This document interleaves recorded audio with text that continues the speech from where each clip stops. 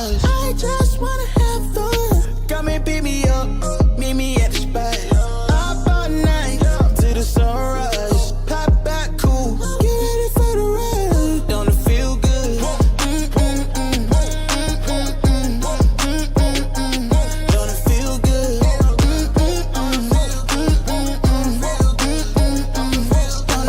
Don't it feel good? How you feel? Turn it up a notch. Pop up clean room, everyday celebration. Take a trip vacation. You deserve a day, you deserve a day off. Working for too long, gotta keep back. Turn my cell phone off, wait till I get back.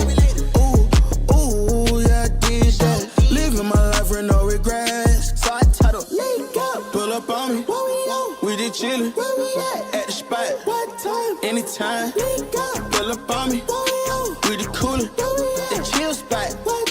Party time. I just wanna have fun. Come and pick me up, meet me at the spot. Up all night till the sunrise. Pop back cool, get ready for the ride. Don't it feel good? Don't it feel good? Don't it feel?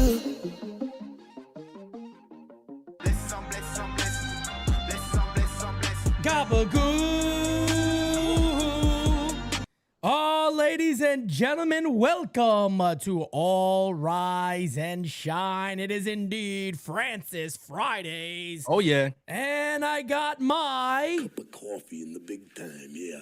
Cup of coffee in the big time. Francis, by the way, I think I told you this before. My coffee this morning was so fire and so good. My smoke alarm went off. I mean, that's the sign of a fire cup of coffee, that the smoke alarm.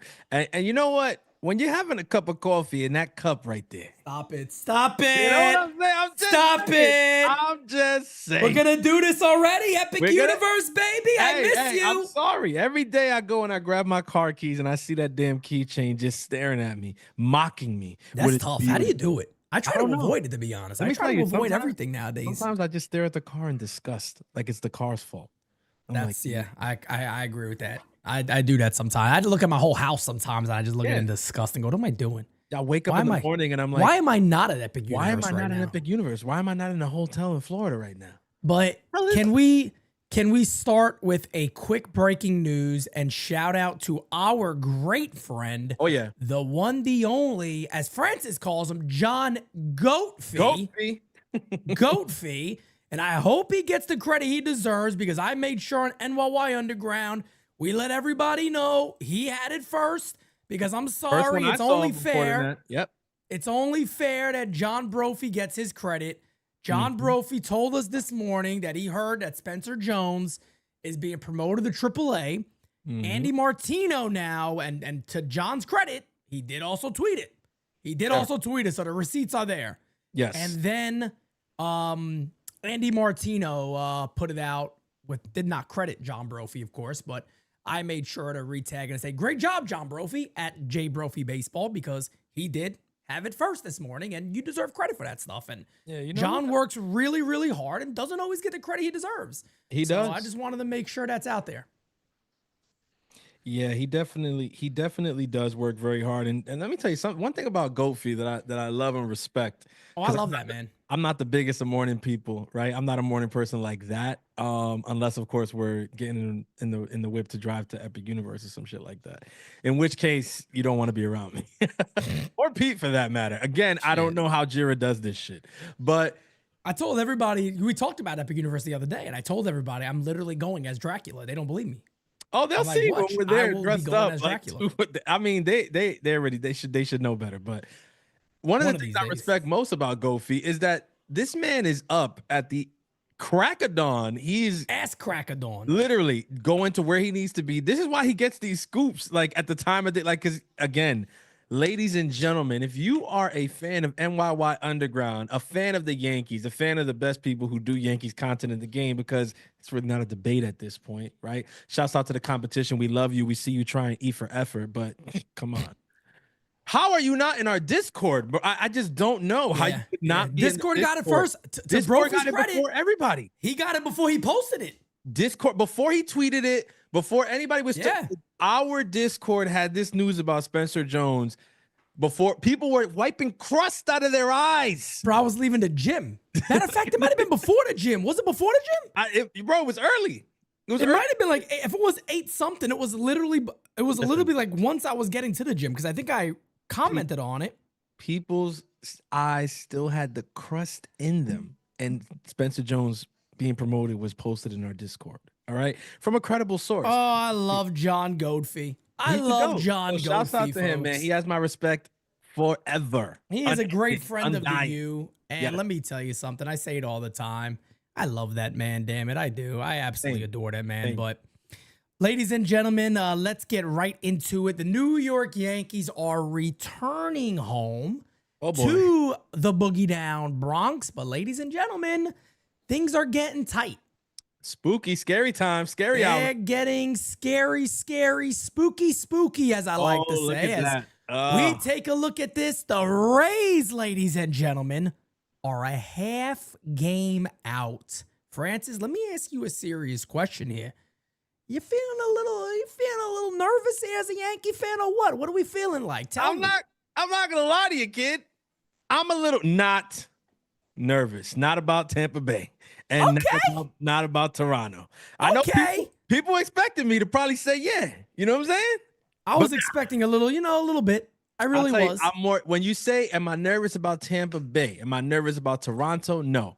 The Yankees themselves, they make me nervous. Okay. You're worried about the Yankees. Is that what we're getting at here? My brother in Christ. That makes sense. My brother in Christ, what I say all the time is this: the Yankees' biggest obstacle, their biggest competition, their biggest worry is the reflection that stares back at them when they look in the mirror. I'm telling That's you, so true. when That I is look so at the true. standings right here, and don't get me, I mean, I was looking at the TikTok a couple days ago. The last reel I put is doing really well, and a Rays fan found it. He's like, "Well, the Rays," he's like talking a lot of stuff for a team that's about to be in third place. I was like, Damn. step one, my brother. It's hard for you to tweet, right? Or sorry, comment in this instance. It's hard for you to comment when your favorite team is playing on my team's real estate. That's one. Okay, that's one. Two, It's very upsetting, by the way, still. I'm yeah, sorry. okay, like listen, two. Can you imagine if we lose the division to that? Oh, Pete. Like literally in Georgetown? I mean, that's how much more can we take at this Listen, point if that happened? The Rays are doing so good.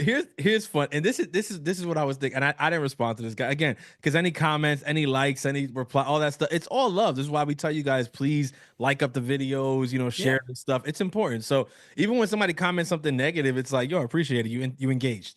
But this is what was funny to me, bro. And I know you're gonna get this because we think a little bit similarly in things like this, and this is why we're psycho. I laughed because the other day a report came out that MLB and Tampa Bay have begun to discuss possible playoff locations. Yeah. Can you believe this? No, but Pete, yo, it's about to be July. So in the beginning, in the offseason, when everything happened and they needed a field and they got GMS, that was it. They was like, okay, that's good. That's good. MLB Cute. basically said, Manfred was like, that's all they'll need. Like we don't got to talk about. We don't got to do much more than playoffs this. Leave it at that. They're not getting into the playoffs. Come on, like so now that they've been playing well, and the Yankees are skidding a little bit, and they're right there, half a game, and they're in the wild card, all that shit. Now Manfred's like, oh shit, like we got to find somewhere for them to play playoff games because we can't have them play against the Yankees in the playoffs at George M. Steinbrenner Field. Like that's not fair. So what I got from that is that not even the league that you play in believed in this team in the offseason. Like you can't, it's just hard for me to see Rays fans talking stuff. And it's hard for me to see Rays fans, period. Because a lot of them look like John Cena to me. You just don't see them. Like, you just don't see them. Damn. The worst thing about it to me is that we're even having to discuss them for the division right now in June. And it's like Francis said, right? Only people to blame for that is the New York Yankees. All you can blame is the Yankees because the Yankees have had many opportunities here where they had many games they should have won and they just let them squander away. I mean, many, many times here. So unfortunately, we are discussing the Rays because the Rays are out there, winning. They're actually winning games there. What is it? I think I just saw it here. They are out of their last 10, they're 7-3. The Yankees are 4-6. The Rays are 3 in a row, and now the Rays play the Orioles. Yankees lose today. Rays win. Rays are in first place, and it's towards the end of June. So, yes, does this mean you panic and the world is ending and, oh, my God, the Yankees must overreact to everything? No. It just means you better get your ship straight. Exactly. You know what I mean? Get your shit in line and do what you got to do. I do want to refer back to Spencer Jones because I saw the chat talking about this a little bit, but let me get these super chats real quick. Corinne says, biggest threat to the Yankees is the Yankees. I think we all agree with that. Perry says, Pete, did you see the Michael K clip of Yankees fans wanting Volpe to be Wit? I'm like, no, we should take him being Didi. Agree. I'll be honest with you. I'll take him being who's another comp I could use here? I'd take him being IKF at this point. I mean, at the end of the day, yeah, I hate saying that, but Francis is not wrong. Like, I mean, I would take, and I've said it many, many times, I'd take a 750 OPS. Can he hit above 240 and play better defense that he's played this year? Because, folks, ladies and gentlemen, I'm sorry to tell you, the defense isn't as good as it was the last 2 years. And this is based off, you want to be the people that go, Pete, I don't know. Oh, look at the analytics. They're not as good. They're not as good. No. They've went down. It's declined a bit. Jordan says, give me Zach Neto. That poor kid gets no respect, and he deserves it. He gets no respect whatsoever. He absolutely deserves it. But amazing. Getting back to Spencer Jones, the Yankees right now, I believe, are in a better situation. I want to run this by you because I want to see what you think here. It's gutsy and it's ballsy, but I want to run this by you. Oh, he's got balls. Oh, we got balls at the U, baby. We got big balls at the U. Hey. But I want to run this by you because I was talking about this on game season, and I'm like, yeah, but how would they figure this out? How would they make this work? How would it make sense? Spencer Jones gets promoted to AAA. Now, Spencer Jones, Alex has just bought his tickets to NYU Day September 6th. Love you, brother. Let's go. You love to see it. But Spencer Jones still has a problem with strikeouts. But, to be fair, the best he's ever done in AA, and it's not even close. Yes. I mean, his numbers have been extremely good. And the one thing I respect Spencer Jones on a lot is you could see the changes that he's trying to make to become a better player. I respect that a lot because guess who else did that? Aaron Judge. Aaron Judge had to do a lot to become the player he is today. Same reason why I told you guys I respect the shit out of Carlos Rodon, because here's a guy who used to go fastball slide. I'm just going to blow you away. Recognize, oh shit, I don't got that here. I need to reinvent myself when I'm still young. And he did. And now he's one of the better pitchers in the American League. John Brophy in the chat. Brophy, if you want to go back, I sent you a beautiful message. You deserve all the credit for this. I hope some of those reporters give you the credit you deserve for that, because you do deserve it. You had it first. It's only fair. But when it comes to Spencer Jones, let me ask you this. Big trade opens up for the Yankees. There's something they really like. Are you trading an outfielder? And when I mean outfield, I'm not talking about just Spencer Jones. Yeah. Would you sell high on Trent Grisham? Would you see if you can move Bellinger? So Would you trade Dominguez? He's hot now. He's really hot now. ideally, this is where my mind went when the Spencer Jones news happened this morning. So I'm Right? glad Didn't it feel like that? that's right where my mind went. This seems like a precursor to a possible trade that probably doesn't involve Spencer Jones, actually. That's what I'm thinking. I'm thinking Potentially. I'm thinking it's a little bit of a cloak and dagger kind of thing where it's like, okay, they're promoting him to AAA. So a lot of people look at that and say, okay, well, teams are interested in him. They want to see what he looks like at the next level. So that's why they're promoting him. Could be, or could they finally have come to about Trent Grisham and realized, look, the way that he started the season is a little bit of an aberration, right? The version of him that we've seen recently, this is more in line with who he is. It's not a bad player, right? But because of how hot he started off this season, we have an opportunity that is very unique when it comes to Trent Grisham. We can trade this guy very much at a sell high position. A great glove defensively in the outfield, can play center, which is a premium position, and he's been a very good bat this year. And because of that start, the numbers are bloated. So it looks like he's been a really, really damn near elite all-star level bat this year. And in reality, if anybody sat there and told you Trent Grisham is not really an all-star hitter, you wouldn't argue that. This year, he's arguably an all-star hitter. Yeah. To me, he deserves to make the All-Star team, to be honest. So if you are going to trade the left-handed outfielder Trent Grisham, then why wouldn't you have the left-handed outfielder Spencer Jones waiting in the wings just in case? Another thing that this alleviates is something that we have spoken about ad nauseum. If you trade Trent Grisham, you remove a little bit of the blockade with Jasson Dominguez, which maybe, just maybe, after his 4-hit performance the other night, the Yankees might finally be opening their eyes to say, we got to play this kid. And we got to play him. On top of that, the thing that drives me nuts about the Yankees is we say this all the time, right? Is that the New York Yankees can go ahead and, see something and tell you it's not that. They can look at it. We talked about it with the apple. Remember? I don't think it is. Like, it tastes like an apple. It's like an apple. This is an apple. Yeah. It's an orange. I don't taste citrus. This ain't citrus. I know citrus. This is not citrus. He said, I know citrus. I know citrus, damn it. I know citrus, all right? Yeah. But you're so right what you're saying about Jasson Dominguez. Look, over his last 15 games, he's hitting .326. Okay. With a .375 on base percentage. Yeah. All right?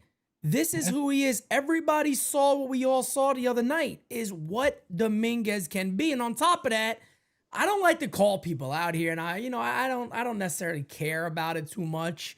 But anybody who had the opinion, and I've said this many times, I'll say it again, that because he struggled in 40 friggin' at-bats or 30 at-bats on the right side, you're going live to audiences and they're writing articles, Joel Sherman being one of them, many other content creators out there.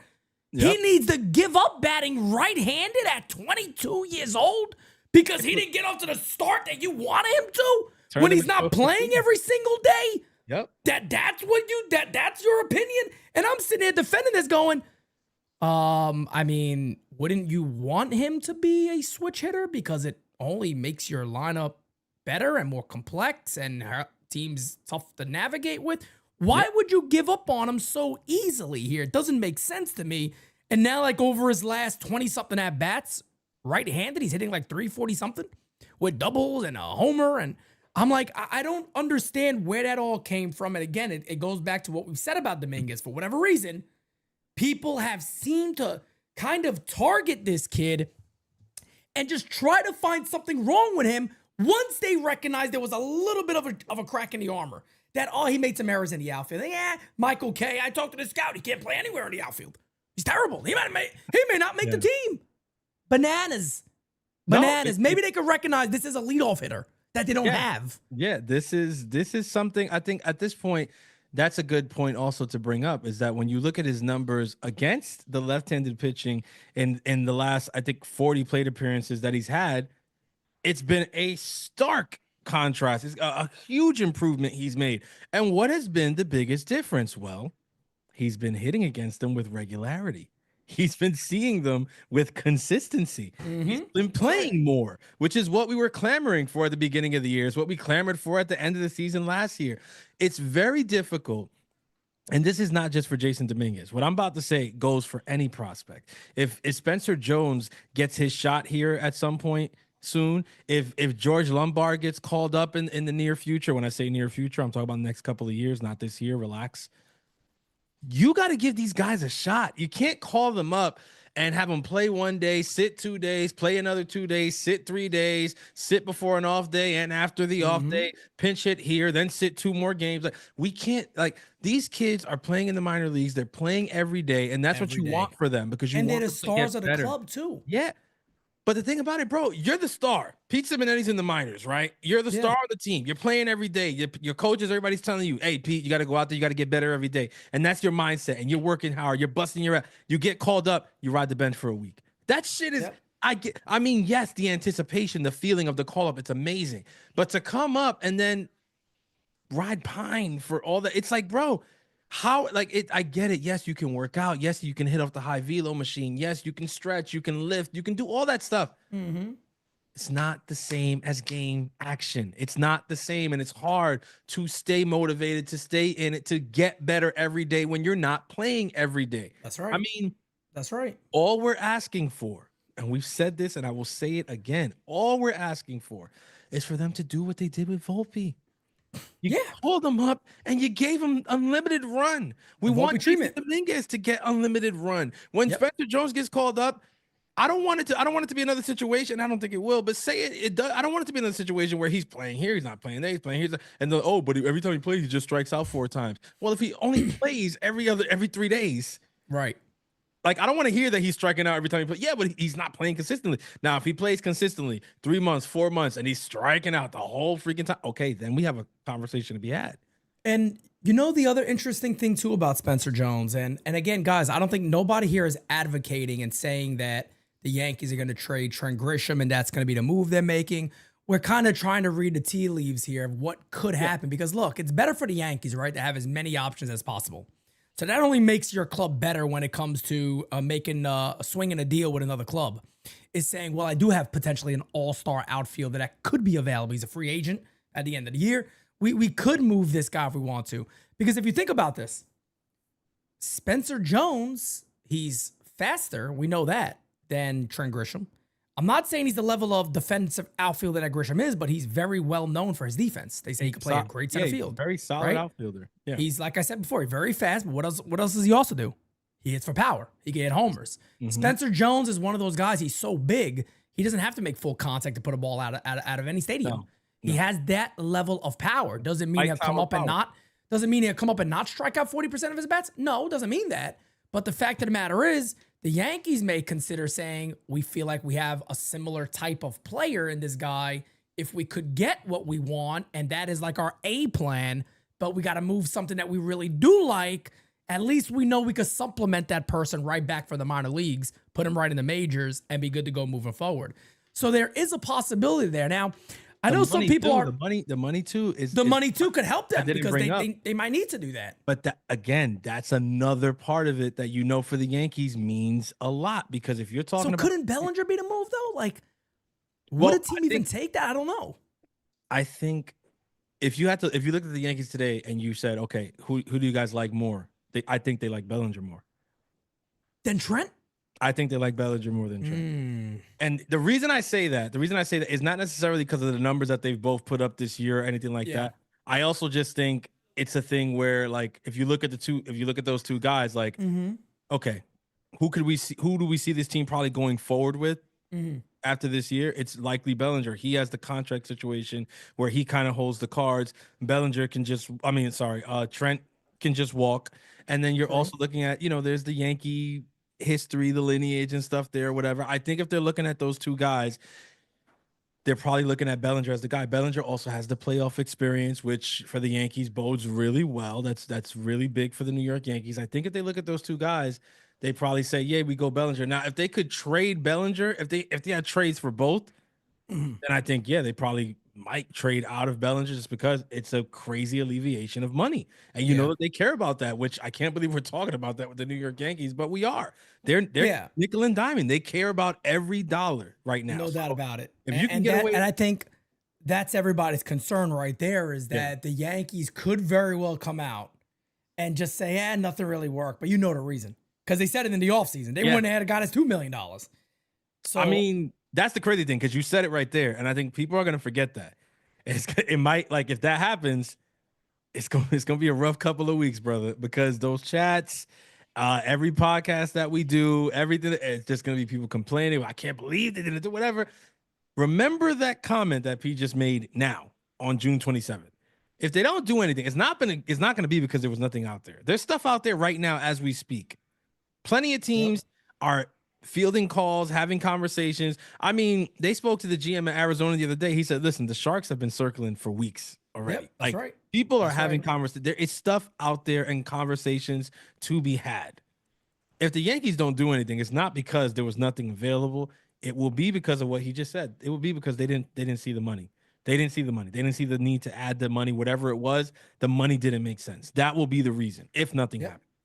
No doubt about it, man. It's just crazy, man. It really is. It's an interesting time for the Yankees. I think, everybody is kind of coming together. I've actually seen a lot of takes like on Twitter and things like that of a lot of Yankee fans. Kind of the voicemails we get. A lot of people kind of feeling the same way that a flame-throwing reliever the Yankees need.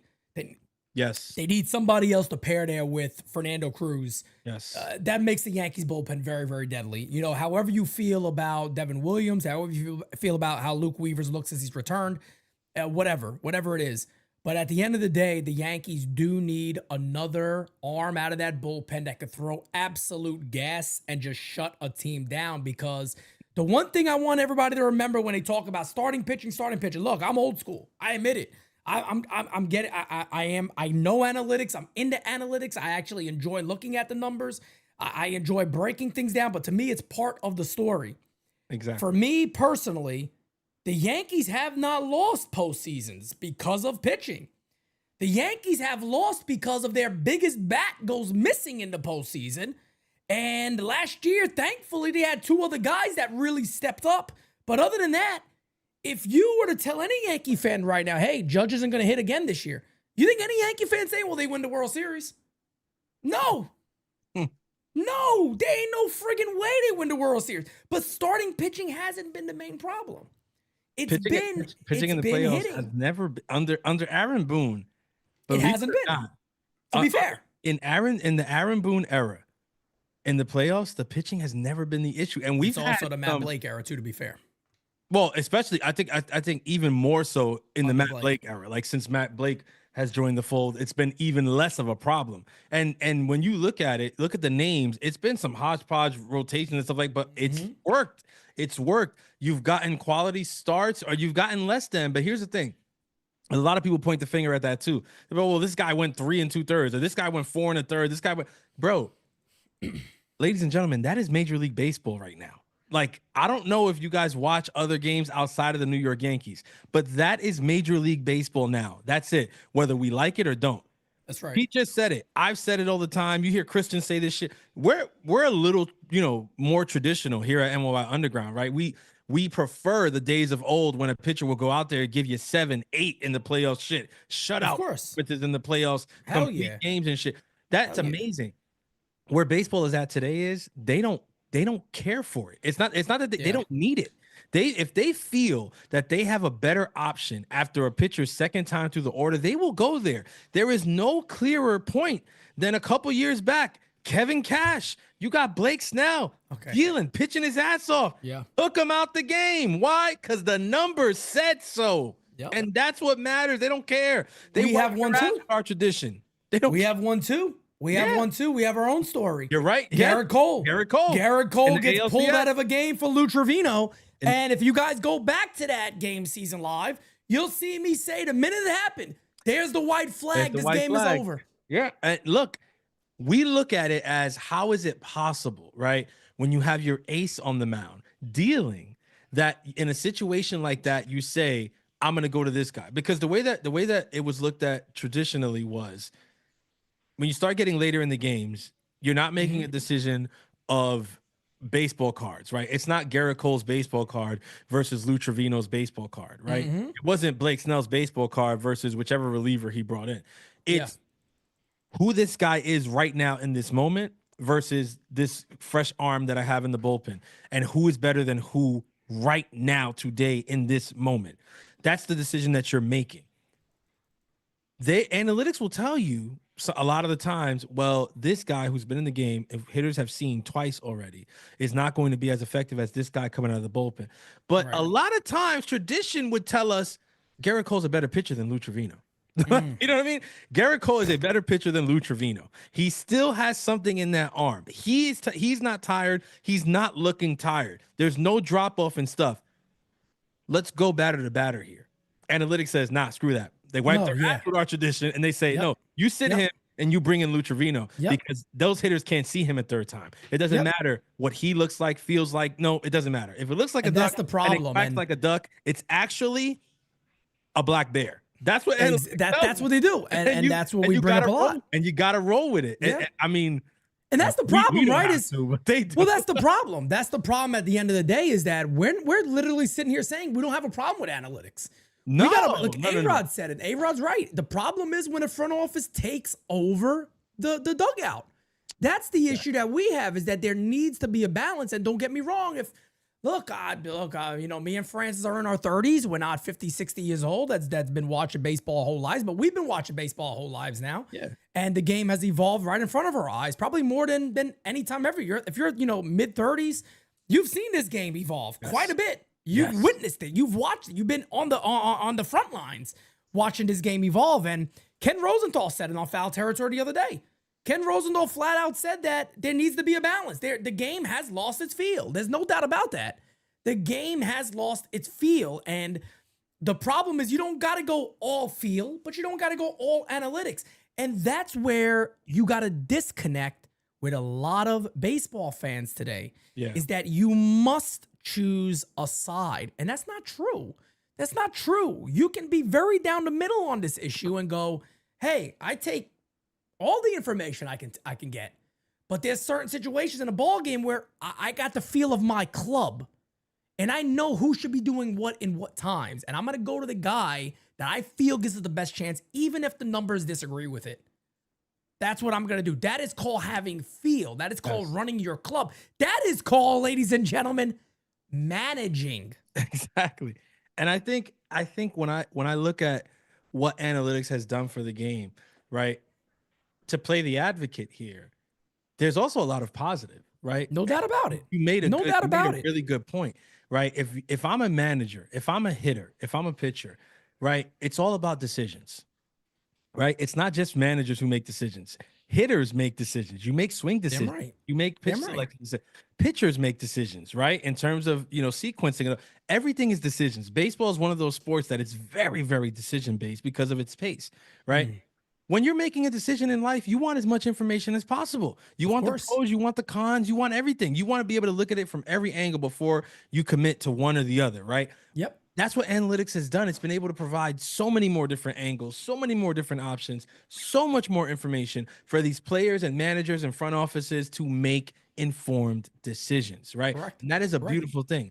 On the other side, it's also added to the game. It's added to the experience for fans who kind of some fans who felt like they didn't have a place in the game, right? There was a lot of people who felt like, well, you know, I was the nerdy kid growing up. I'd never really played sports. Yeah. I didn't make the team. I wasn't good enough. I didn't know how to throw the ball, even though I shoot some videos now and I still don't know how to throw the ball. But now, you know, I feel a part of the game. Like I feel a part of it because I can do this. I can crunch numbers. I can do quadratic equations. I can look at these. I'm good at geometry. I get this stuff. So now they feel like, no, I'm a part of this game. I mean, there's kids like this are getting jobs with Major League Baseball organizations now. So there's a lot of positive to it. I think what we have said from the very beginning is what you just said, Ken Rosenthal said. Balance, people. Balance. It can't overrun an entire organization. It can't be that an organization's front office becomes Revenge of the Nerds. It cannot. It just can't. No, it can't. There's value. And a lot of that, Ken Rosenthal did make a good point. He said, at the end of the day, that balance is what the winning teams really are doing. And you can mention, if you want to throw the Yankees in there as a winning team, I think there is fact behind it. They have been a winning team, but I also feel very, very confidently when I say this, that analytics is running the New York Yankees. I said it the other day. I don't think Brian Cashman is terrible. I think Brian Cashman allows too many chefs in the kitchen. I think that's the problem with Brian Cashman. He's listening to far too many people. And it's a small kitchen. That's the problem. Correct. Exactly. It's a small kitchen. And then the decision making on Aaron Boone's side, I think, is highly, highly motivated by analytics, to the point there's a lot of people out there that, I'm obviously not going to put them on the spot because these are private conversations, but have basically said that there's pitchers for that day that must be used. They're going to be in that game that day. These are only the people you're using. Here's the lineup card today. We can have a discussion, but that's the lineup card today. I mean, that is a lot of, and again, this is not only Aaron, but it's not a shot at Aaron Boone. This is a lot of major league clubhouses today. That's how it's run. There was an article recently, matter of fact, about Alex Cora and how, what's his name? Craig Breslow is basically running with a fist of power with analytics. And Cora is against it fully. Cora is giving him pushback on that. And to the point, Cora's like, you putting these guys out of position, he make an error, the next morning he's going to be out there working in right field, and they didn't like it. Like, but how does that, it's crazy. Like now, hold on a second. Now you're like playing Sim City and acting like I'm gonna go to my neighbors and be like, hey, you live here, I gotta get rent. It's like, what? What fake world are you living in? Like, I don't owe you. What are you talking about? Like, that stuff to me is where you have just gone way too far on all of this. We got a super chat, guys. I'm going to get into voicemails. Thank you for being a friend. Gabagool. Connor O'Neill says, damn, Francis, hitting me with that Soto smile. Pick you. Got to bring back memories of when we had a constant lineup. Can't you use Jazz? He has aura, or to a granny from Green Grove. NYU to the moon. Hey, man, the grannies from Green Grove. Let me tell you something. I'll just show my appreciation that, he's become a founding member, and I like that. Let me tell you something. I appreciate it. A granny from Green Grove could pop out her teeth and make an apple pie. That's all you got to know. I mean, tell you, and the pie going to be good. I mean, it's going to be some of the best pie you've eaten in your life. Exactly. So I'm just, honest with you. That's all that is. That's all that is. All right. Let's get into voicemails, man. Let's hear your voice Let's today, hear what folks. y'all got to Take say. a listen. Hey, Pete, as a Rays fan, how do you feel about the American East Division? I'm surprised how the Yankees are doing right now. I don't know. Tell me what's your thoughts about the American League East, okay? Bye. Appreciate you, man. I mean, we started the show right there. We're not worried about the Rays. I don't think any Yankee fan should honestly be worried about the Rays. We both said it earlier. I'll just sum it up again. We're both more worried about the Yankees than we are the Rays. I think that's fair game. We got a 4-game set coming up with them sometime here in the near future. Mm-hmm. That is when I will be worried about the Tampa Bay Rays. And I think that's when the Tampa Bay Rays should be worried about the Yankees. I think they're playing great baseball right now, and they shouldn't be really watching the Yankees at all. They should just continue what they're doing, because whatever it is, it's working. And I think that's the formula for success. By the way, speaking of that series, that is the end of July, and the final game of that 4-game set is the 24-hour stream, folks. Look at that. Final day of that. Look at that segue right there. Beautiful. That's big. That's gonna be big. It's gonna be a nice. Unfortunately, it's a 1:00 game, which really sucks because that kind of makes my day a little bit longer. But that's all right. Connor O'Neill also sends, and he goes, by the way, I'm suing your best friend. I just failed the drug test at work because I drank Celsius since he endorsed it. He has a couple of million he can spare. Oh, I'm getting that off the screen quick. Best friend, pay no attention to it. Hey. It's all right. I like Celsius, damn it, all Juanito, right? no te preocupes. A veces a la gente le gusta la cocaína.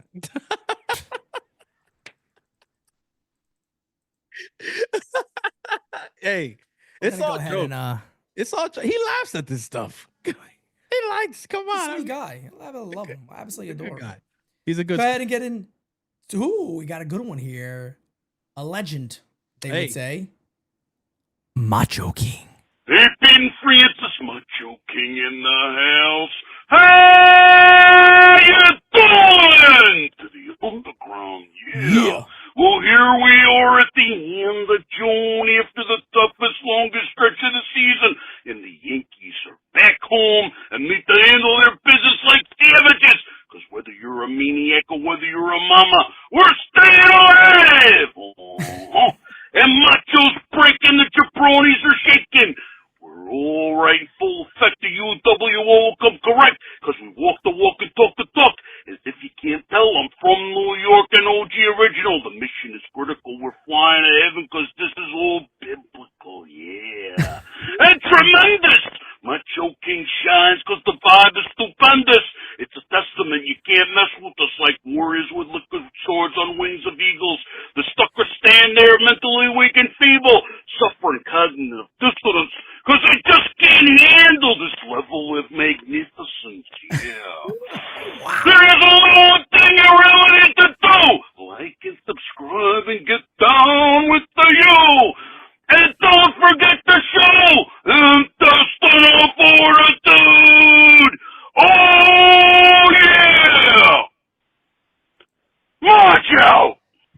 Damn. March out here dropping bars in the morning. That was bars. good. I love it. Love it. I love it. Yo, freestyle match, man. My favorite type of match. I'm telling you. How is Moss not on Breakfast Club yet? Dropping a freestyle. I mean, it's only Honestly, fair that he's on the Breakfast With Club. the garbage that they've put up there, the That's fact what I'm that saying. I'm Macho like, has not been. But again, when the NYYU mixtape drops, then gonna have to do a little bit of a press run. You know what I'm saying? So it's all gonna happen. It's all gonna happen, man. I'm telling you. No doubt about it. Mach, that's happening soon, man. I tell you what, that man is one of the best, if not the best, out there in planet. In the planet, damn it. In the Macho verse, he is the GOAT that stands out. Hey, Pete, Jira, Francis, Hey, if you're there today, chat. William Henry he's here. here, damn I it. really called today, Pete, just to send you some flowers. The other day, by mistake, I clicked on the wrong podcast, and the guy was talking, was after one of Volpe's bad games, and the guy said, well, I happen to know Volpe's dad listens to this channel, which who knows. But basically, he used that reason not to say anything bad about Volpe's performance. And to me, again, as soon as somebody is like that, they lose their credibility entirely. It's like a journalist who can't be objective. And that's the one thing that makes NYYU so special to me, Pete, is that you and the team always tell the truth, no matter who it is, no matter who the player is. You call it out like you see it. That's what's going to always make you the best. And again, I'm just glad I found you and found the community. Hope the Yankees sweep this week against a bad athletics team. They should, but who knows? Let's go Yankees. Bye. Appreciate it, my friend William Henry. And William, I'll tell you this. Francis knows this. Many of you here know this. Michael Volpe is a fan of NYYU, and I'm actually the person who had a long conversation with Michael, and this is on record. He has this. He knows. Michael Volpe knows this. It's not a knock. I actually looked out for him because, I'm not going to put him on blast, but you can't defend. Look, okay. My son goes to a school to play. It's something I'm honored about. But when it comes to baseball in New York City, you're not going to win arguments with people, no matter what. And all you're going to do is drive yourself nuts. You're going to drive yourself crazy. So I made a suggestion to basically, shouldn't be doing that. Let it be. And because it could get ugly. And as we're seeing with the kid now, it's getting ugly. So imagine that being your kid and having to defend this every single day as much as you want to. You're not going to win this argument. He's got to do his own thing, because we even saw it with IKF, what some fans did. They started attacking the dude's dad, which is bananas. It's bananas. They started attacking the father. It has nothing to do with the game. Yeah. And he was like, yo, I'm going to go down, I'm going to throw hands, whoever got a problem with it. Yeah. So I'm like, this stuff could get ugly. And that's my thing. Look, everybody knows me. The bat's right there. I don't have a signed Anthony Volpe bat for no reason. There's not a signed Aaron Judge here. Can I get one? Yeah. There's not a signed anybody. Soto stuff, yeah. But other than that, I mean, that's the one that I have. I really do like Anthony Volpe. I want to see him succeed. That's the one you wanted, though. But let me tell you something. That's what I'm saying. You wanted that bat. You wanted him to sign it. No doubt. This is not a hate train. You don't not at all. Hate Anthony Volpe. But here's the thing.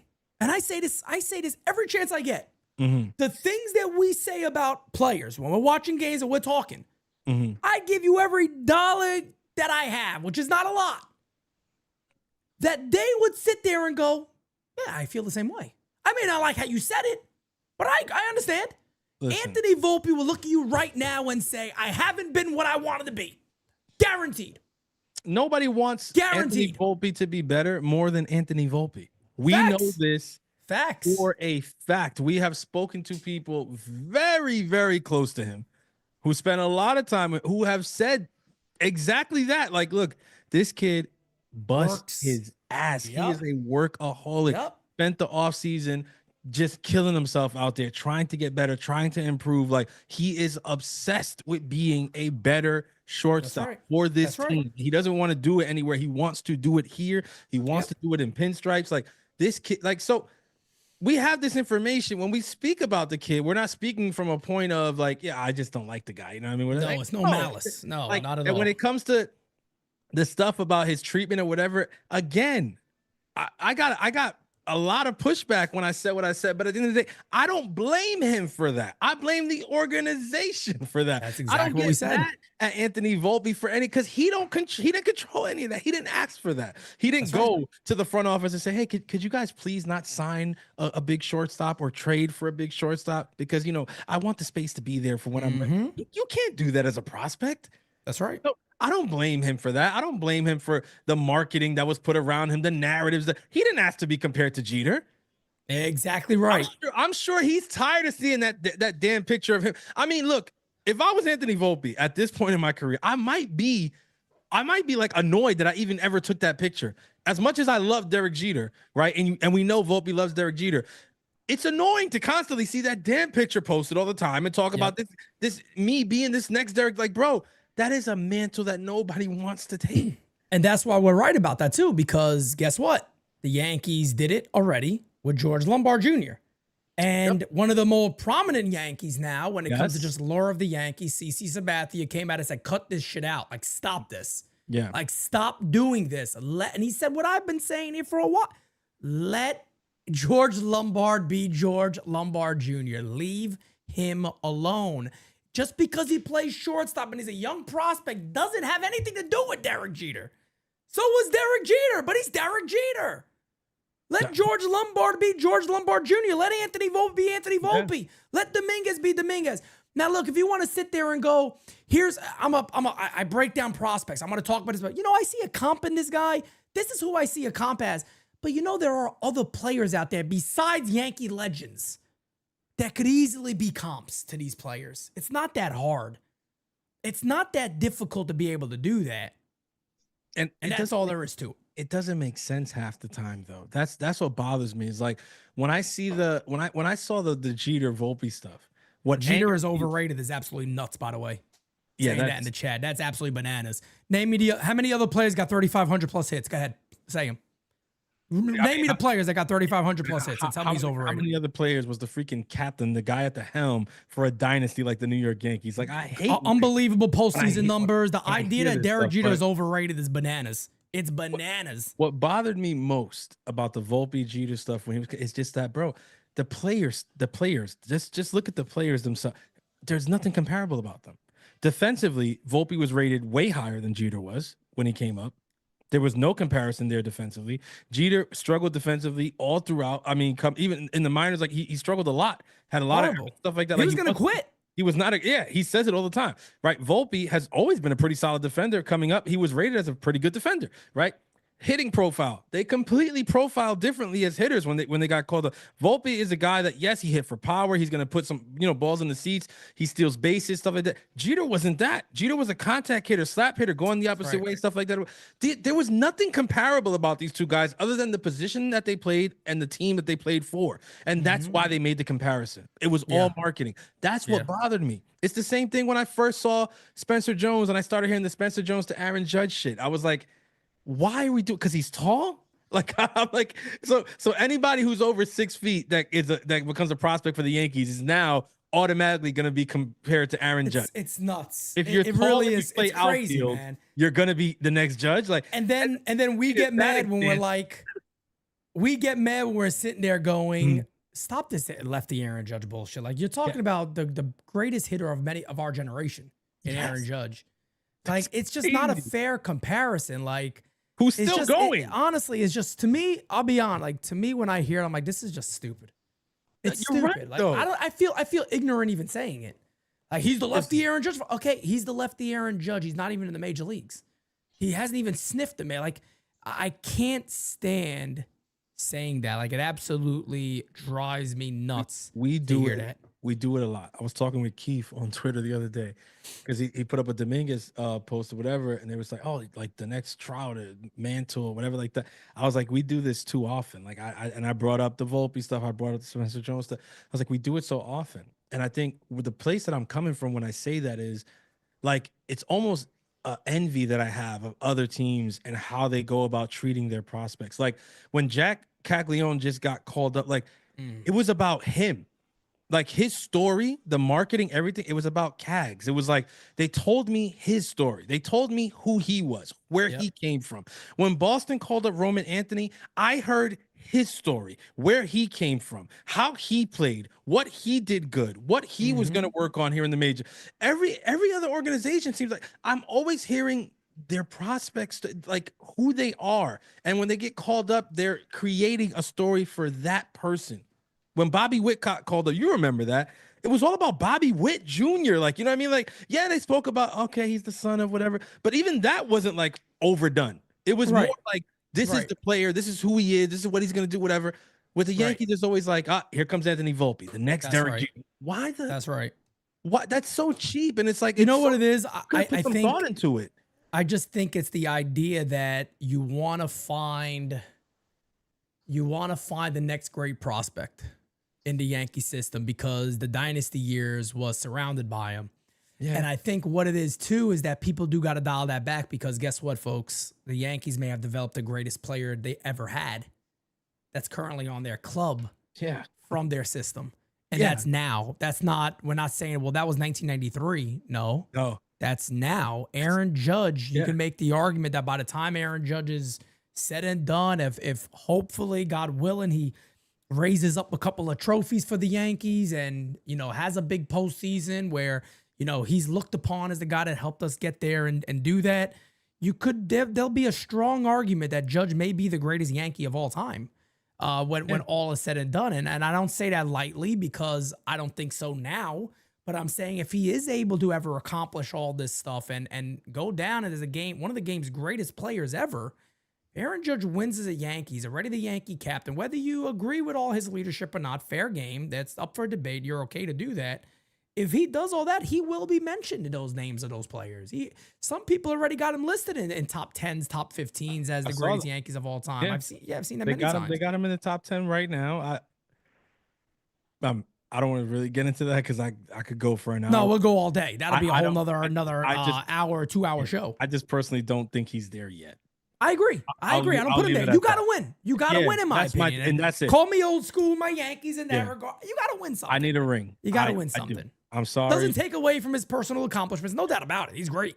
But you got to be known as one of the greatest of all time. Shit, you could win one of them, and I'm putting you on. That's what I'm saying. Like, to be top 10 Yankees and to not have to. And then I'm looking at the rest of the top 10, and like everybody's got rings plural. Yeah. Like it's not even not just one. It's like I'm like yeah. Yep. Agreed.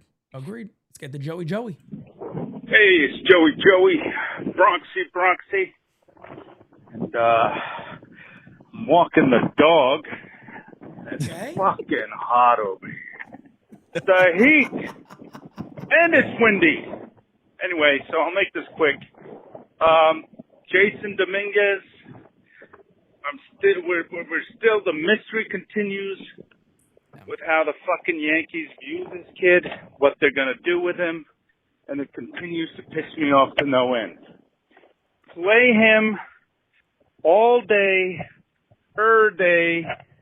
lead off, against lefties, against righties, against everybody, as a switch hitter, and don't even dream of fucking trading him. Yep. I'm sick and tired of this shit. This kid is everything. He has the potential to be everything that the Yankees could ever want. He's got power, he's got speed, he's got on base, and he's improving already on his first year, and he's 12 years old. I mean, what the fuck?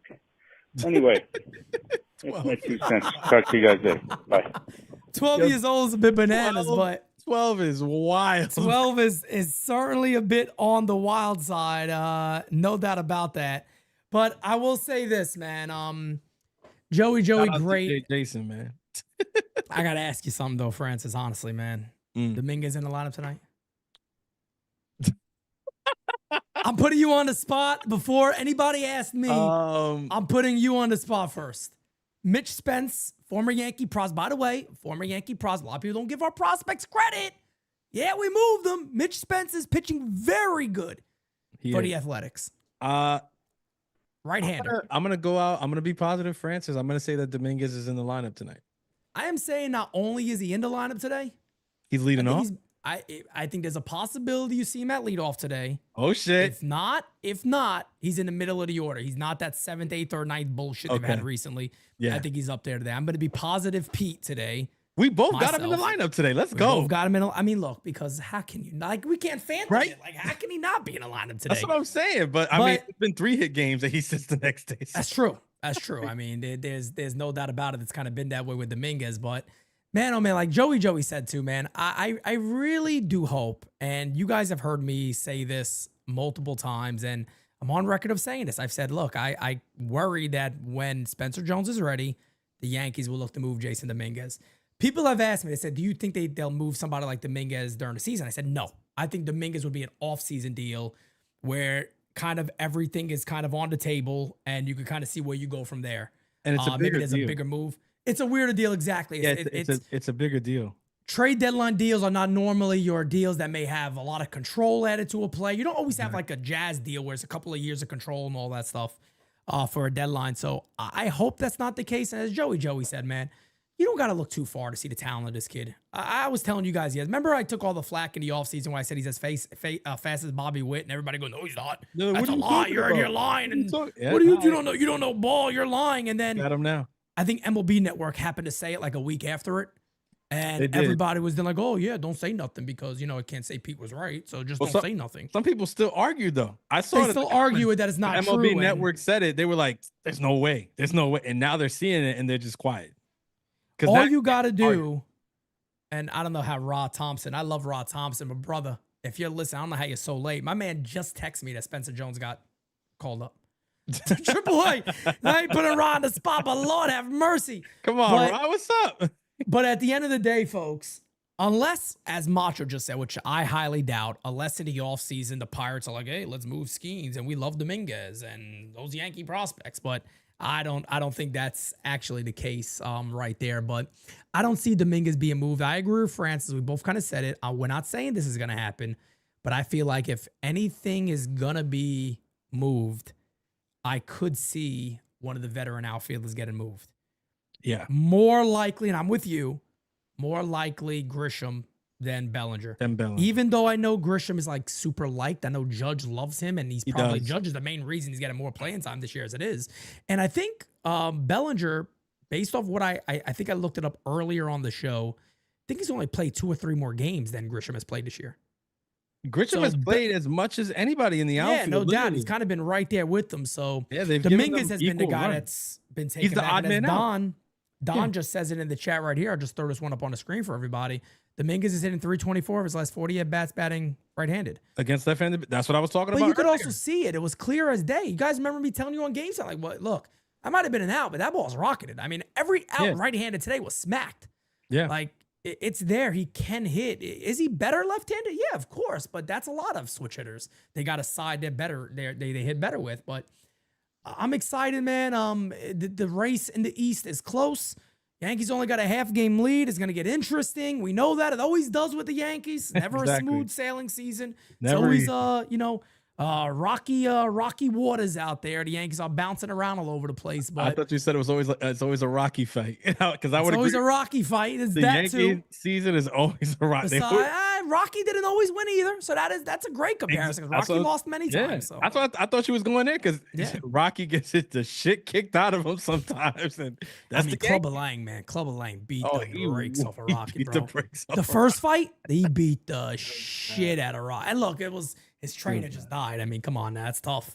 That's tough to have that fight like that. And lied to the trainer. Did we win? Yeah, we won. Damn, that's messed up. It's fucked up, but I always laugh at that scene because I'm like, you ain't shit, Rock. You lying to this man? Like, goddamn. My man said like he actually knows him. You ain't shit, Rock. You ain't shit, Rock. You ain't shit, Rock. You gonna lie to a man on his deathbed? No, you can't. You can't. And especially, he was like his father figure. Like, you can't lie to that man like that. Come on, man. Oh man, I don't know. And then he hears the voice. Thing. It was the most Rocky thing. Like, get up.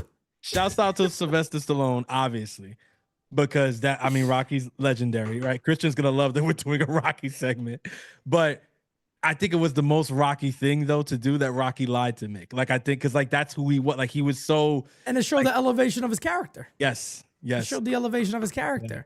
As Macho King says, why don't you come home with a real man? That's what he said. That's what Mr. T. That's what Mr. T told his wife, which is wild. And then he beat the brakes off him right afterwards. How you say that to a man and beat the brakes off him after is crazy. You gotta retire after that. You better hope your wife really loves you. Listen, man. I'm talking about you better hope that woman truly is there for you. In 2025, a lot of women would have left. I'm gonna tell you right now. Gone. Because you know that's viral. She would have. You know that goes viral. Pete, she would have been in his corner by the second round. She would have been in his corner. You better wait. What's your my God, Jocko! I can't even read Jocko's comment out loud because I can't do it. That is crazy. That is don't read that. I'm not. I'm definitely not. I'm not even gonna say. I'm not. Jocko, that was hilarious. It is funny. It's funny. Holy it's shit! Very funny, but that one hurts. Like you. Woo! Wow, I have to turn to the horny Vader if I read that one because I don't know. It's gonna get ugly over there. But ladies and gentlemen, we're gonna wrap up today's episode. You guys are the best, but don't worry. Doesn't mean you don't got game season later tonight, folks. I'll be back, baby. Yeah. I'll be back, baby, and we're gonna be ready to rock and roll. We have passed 46,100 subbies, damn it, on the way to 50K. Oh, one more last thing. We have a lot of you don't notice because Discord comes first. They get first dibs. You guys know about the studio happening. We got something called the Founders Club. Yes. We have 15 slots open, but listen to me when I tell you this, folks. We have a bronze, silver, and gold. We got 1 spot left for bronze. We got 3 spots left for silver, 4 spots left for gold. Not going to go into whole details of what this is. If you are interested, email me at nyyunderground@yahoo.com. I am not a big fan of like doing the whole GoFundMe stuff. I don't like doing that. So I'm asking the serious people that really want to help and move this company forward with us as we're taking a major step next year. It's a program that you get into basically. You also get a little bit of insight on what we're looking for the studio and all that. But a lot of you have already, committed. We appreciate that. You guys are the best. There is nothing like this community because you guys know what we do, you know what we're about, and you believe in what we're doing, and we couldn't thank you more for that. But if anybody is interested, nyyunderground@yahoo.com. Again, nyyunderground@yahoo.com. We'll send you everything over. But yeah, man, let's get this. Let's get it, baby. Let's go Yankees. Get a little Bowser action real quick for everybody. There you go. Just me and Bowser. Let me. I was about to say, let me just put that away real quick because Francis is gonna start singing a song. Then we'll be here all day. All right, folks. Peace out. Have a great rest of your day. Catch you guys for Game Season Live. We got it next. That's how you finesse. We come for they next. We come to collect. Did it all on my own, yeah. When it brought it back home, yeah. Now they calling my phone, yeah. But I'm all in my zone. They not a threat. Tell them reset. When they're at their best, we still not impressed. Did it all on my own, yeah. When it brought it back home, yeah. Bought a watch with the stones, yeah. Caught them watching my throne, yeah. Ain't no one doing the shit that we doing. Ain't nobody moving the way that we